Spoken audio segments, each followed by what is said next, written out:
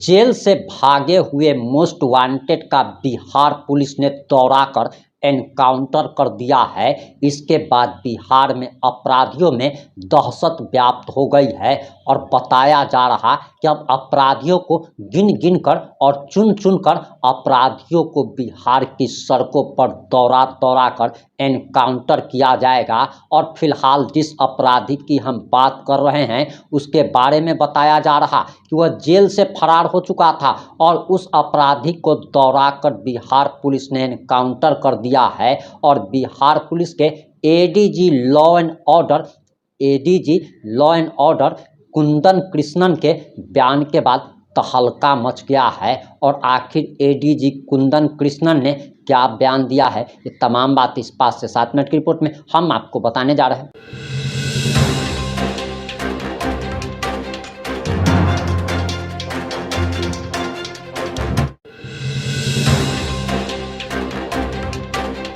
नमस्कार, मैं प्रिंस कुमार सिंह और आप देख रहे हैं पॉजिटिव इंडिया। अगर अभी तक आपने चैनल को सब्सक्राइब नहीं किया है तो खबरों से अपडेट रहने के लिए कृपया चैनल को सब्सक्राइब कर लीजिए। और जो लोग ऑलरेडी कर चुके हैं उन तमाम लोगों को हृदय धन्यवाद। अब वापस आते हैं हम अपनी खबर पर और जरा आप एडीजी कुंदन कृष्णन का बयान सुनिए कि कैसे जेल से भागे हुए अपराधियों का बिहार पुलिस ने एनकाउंटर कर दिया, जिसके बाद बिहार में अपराधियों में दहशत व्याप्त हो गई है। आप जरा ये बयान सुनिए। में एक सोना लूट की घटना घटी है बड़ी, उसमें भी एसटीएफ बंगाल पुलिस के साथ तालमेल करके गिरफ्तारियों की ओर के दिशा में कार्रवाई कर रही है। फिर हाल में जबलपुर में एक सोना लूट की घटना घटी है, उसमें भी जबलपुर पुलिस मदद मांगी है, उनकी टीम आई हुई है। इसी प्रकार गुड़गांव में भी एक सोना लूट की घटना घटी है, उसमें भी हमसे मदद मांगी है, परंतु उसमें बिहार के अपराध कर्मियों को अभी तक पदचिन्ह नहीं मिला। राज्य से बाहर से जो महत्वपूर्ण गिरफ्तारियां हुई हैं, तनिष्क जो मार्च महीने में हुई थी लूट, उसमें ज्यादातर जो अपराध कर्मी थे भागे थे। जम्मू से भी पकड़े गए, गुड़गांव से, छत्तीसगढ़ से। इसी प्रकार अभी वर्तमान में बूटन चौधरी उर्फ हरिंदर चौधरी, ये महाराष्ट्र राज्य के एक जिले से पकड़ के लाए गए हैं। ये गांव की लड़ाई थी, 2 गिरोह थे जिसमें कई हत्याएं हुई थी। रंजीत चौधरी अभी वर्तमान में जेल में है और बूटन चौधरी उनके विरोधी दल के थे। इनके घर से 2 बार अलग अलग बार, अभी हाल में भी 2-3 महीना पहले AK-47 जैसे अत्याधुनिक हथियार बरामद हुई है। इसी प्रकार दिल्ली पुलिस स्पेशल सेल के मदद से सुबोध सिंह गैंग के एक इनामी कुख्यात विकास कुमार उर्फ जॉन राइट, जो वैशाली जिला का था, उसे दिल्ली के पहाड़गंज के से गिरफ्तार की गई। तदनुसार उस केस में 5 और बिहार के अपराध कर्मी स्पेशल सेल के द्वारा पकड़े गए और उसमें कई नियमित पिस्टल हथियार बरामद हुई। तो ये सब कार्य किया जा रहा है और जो हमारा रिपोर्ट कार्ड है, प्रेस विज्ञप्ति है, उसमेउसमें सब चीज उजागर किया गया।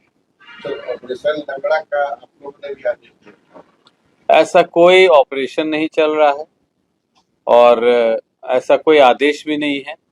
आदेश विपरीत है।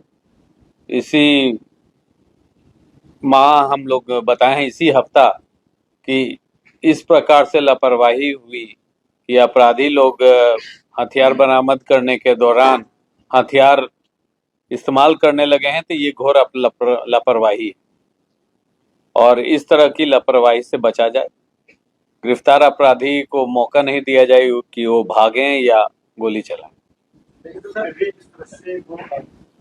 कोशिश कर रहे हैं और पुलिस को आत्मरक्षा में उठाना पड़ रहा है, घायल करके अस्पताल पहुंचाना पड़ रहा है। कहीं कहीं अपराधियों पर नकेल कसने के लिए ही सर, जो एसटीएफ की तरफ से, हम जिला पुलिस की तरफ से नहीं कह सकते हैं। एसटीएफ के जवान हमेशा तैयार जाते हैं, अगर गोली चलती है तो गोली चलाते हैं।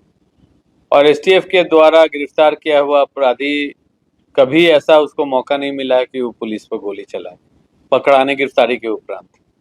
इसी माह जैसे एक अपराधी बेलसर थाना अंतर्गत मारा गया है। तो एसटीएफ की कार्रवाई थी और उसमें जिला पुलिस पीछे हट गई, परंतु एसटीएफ डटी रही। एक अपराधी मारा गया, वो कुख्यात था और इसी वर्ष जेल से भागा भी था।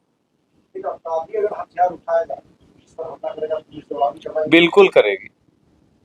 और हमको लगता है कि हमारे जो एसटीएफ के जवान हैं, जैसे कल ही लौटे हैं करीब 90 लोग ट्रेनिंग पा के, लगभग 90, और हमारा रिफ्रेशर कोर्स हमेशा चलते रहता है। उनके फिटनेस पर ध्यान दिया जाता है, उनके फायरिंग क्षमता पर ध्यान दिया जाती है। तो हम मानते हैं कि ये एसटीएफ हैं वो काफी मनोबल भी ऊंचा है और निपुण है, शारीरिक रूप से भी और टेक्निकली भी। टेक्निकल में हमारे एक एसपी हैं, एसपी संतोष कुमार, काफी मेहनत से एसपीएस को एसटीएफ के टेक्निकल विंग को उभारा है और हम लगातार उस प्रयास में आगे बढ़ रहे हैं। वर्तमान में देखा जा रहा है कि कम्युनिकेशन की स्रोत मात्र व्हाट्सएप नहीं है, जंगी ऐप, टेलीग्राम, अन्य ऐप्स यूज हो रहे हैं। इसमें हम लोग को कठिनाई जरूर आ रही है, हम लोग तब भी टेक्निकली एडवांस कर रहे हैं। ये मान लिया जाए कि डिमांड को लेकर बात की, इसका से बात की, इस मामले में क्या है? सर, अनुसंधान नहीं करती है एसटीएफ, ये पटना पुलिस की केस है। वर्तमान में शेरू जो पहले पुरलिया जेल में संभवतः था, अभी प्रेसिडेंसी जेल कलकत्ता में चला गया है रिमांड पर। तो उसको पटना पुलिस अप्लाई किया हुआ है, जब कोर्ट रिमांड देगा तो लाया जाएगा। ये सब प्रेस रिलीज में आपको दिया हुआ है। बहुत बहुत धन्यवाद। सर, अनुसंधान हमारा दायित्व नहीं है। संपत्ति जब्ती बीएनएसएस 107 के तहत होती है, क्योंकि हम लोग नाम दे सकते हैं और संपत्ति की जानकारी जो हमारा इकोनॉमिक इंटेलिजेंस यूनिट है उसे प्राप्त होती है। तो पीएमएलए के तहत जो ईडी करती है, हम लोग प्रस्ताव कुछ लोग का भेजे हैं।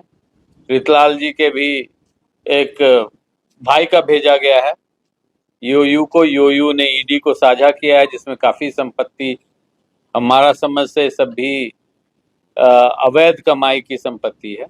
इसी प्रकार यूएपीए में टेररिस्ट फंडिंग रोकने के लिए उपयुक्त धाराएं, जिससे संपत्ति हम लोग को जो मालूम होता है तो हम उसमें भी प्रस्ताव देते हैं। हम लोग जिला पुलिस को मदद करते हैं। हमारा नारकोटिक सेल है, वो भी ये कार्य कर रहा है कि जो ड्रग्स जैसे अफीम, गांजा और अन्य सामानों का खरीद बिक्री कर रहे हैं बड़े पैमाने पर, अगर उनको और कोई आय का स्रोत नहीं है, वो भूखंड, गाड़ी, वाहन इकट्ठा किए हैं, तो उन पर भी हम लोग डिटेल्स कलेक्ट करके यूयू को साझा कर रहे हैं। धन्यवाद। वही मकसद है, एसटीएफ इसी कार्य के लिए बनी थी। संगठित अपराध उसका दायित्व है और किसी तरह के भी संगठित अपराध में एसटीएफ जरूर कार्रवाई करेगी। बिहार में ऐसे कितने गिरोह हैं जिनके पास अभी कितने बचे हुए हैं? कई गिरोह। एनआईए भी कल पुराने AK-47 के बरामदगी में छापामारी की, वैशाली में, मुजफ्फरपुर में और मोतिहारी में पूर्व के द्वारा बरामद की गई।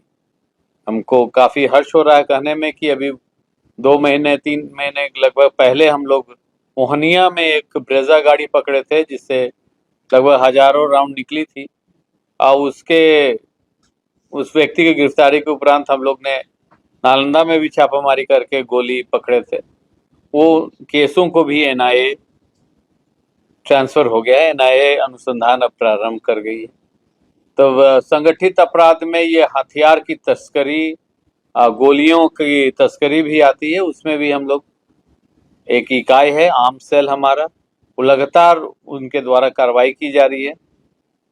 गोलियों की खरीद बिक्री पर भी जैसे एसटीएफई की कार्रवाई थी और सूचना थी, जिसके फलस्वरूप एक अभी खगड़िया जिला में आर्म्स मजिस्ट्रेट के अंदर अधीन एक कर्मचारी भी गिरफ्तार किए गए हैं। वो क्या कर रहे थे कि वो मृत लाइसेंसी धारियों का डिटेल्स दे के एक व्यक्ति था पूर्णिया का, उसको देते थे। वो उस मृत व्यक्ति के लाइसेंस के आधार पर गोलियां विशाल गन हाउस के कॉन्वेंस में गोलियां लेता था।